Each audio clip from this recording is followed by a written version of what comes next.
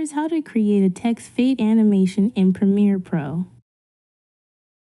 Select your Type tool and type some text on your preview screen. Then go over to Properties and make whatever changes that you want to your text. Now go over to Effects and search for Linear Wipe. Add the Linear Wipe effect to your text layer to times.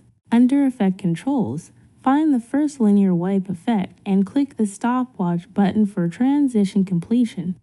Then modify the value to 100%.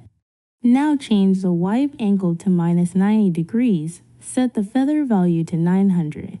Move your timeline slider ahead a couple of seconds. Then modify the completion value to 0%. Now move your timeline slider forward slightly. Find the second linear wipe effect in your effect controls. Click the stopwatch button for transition completion on the second wipe effect.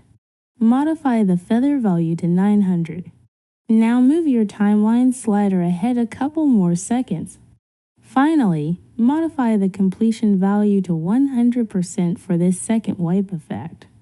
This will create a smooth fade animation for your text.